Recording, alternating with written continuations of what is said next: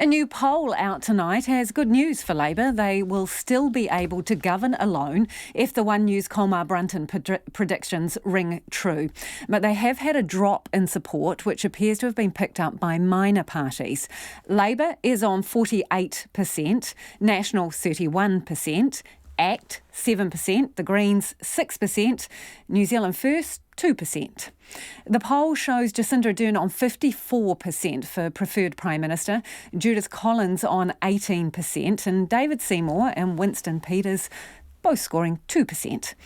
Joining us now is former parliamentary staffer under the John Key government and now public relations consultant, Thomas Pryor. Kia ora, Thomas.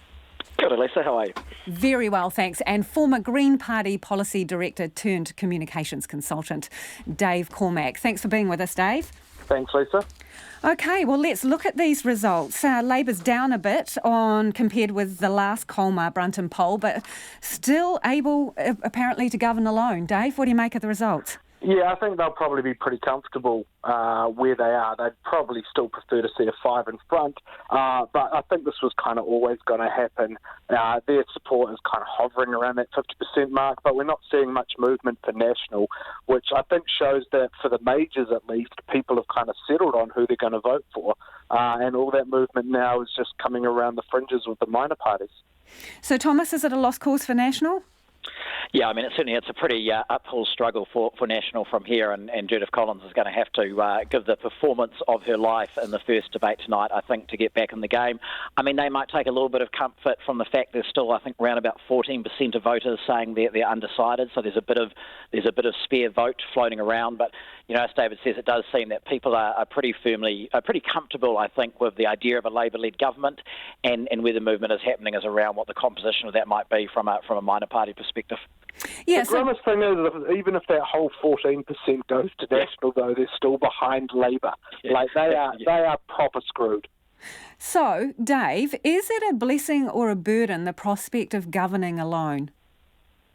For New Zealand, probably a burden. I don't really want to see a majority government from any one party. Labour would, I mean, anyone who's in a party or who votes for a party, they want to see their party win, right? And so for them, a win would be a majority.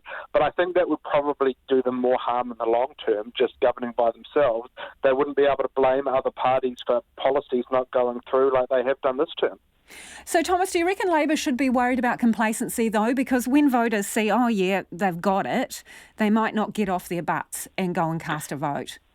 Yeah, no, I don't think so, actually, because I think actually, some other kind of polling and feedback I've heard from some of the private polling that parties is doing is that actually Labour voters and Labour supporters are pretty motivated, and the people who are saying they want to vote National aren't actually necessarily that motivated. So I don't think that will be a great concern for Labour. In fact, if anything, I think there's a risk here for National that their voters might just get disillusioned and not bother turning out to vote, and they end up in a 2002 type situation.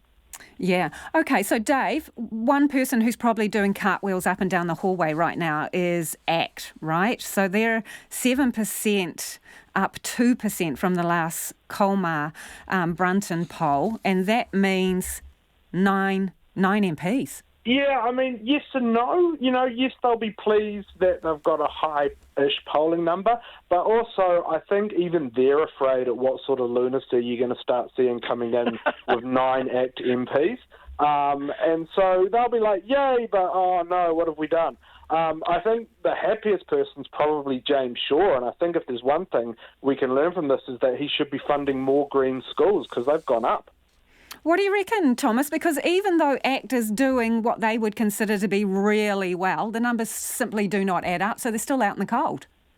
Yeah, they do. So I think it could actually be quite a difficult term for David Seymour. He's never had to run a caucus in his life. He's used to sort of having complete agreement in his one-man caucus meetings, and all of a sudden he's going to have quite a diverse range of people, as David says. And I think a challenge for ACT might be is that there's a few different factions within that potential caucus. There's the kind of pro-gun rights grouping that they've picked up this time around versus a slightly more kind of classical liberal faction that ACT have traditionally attracted.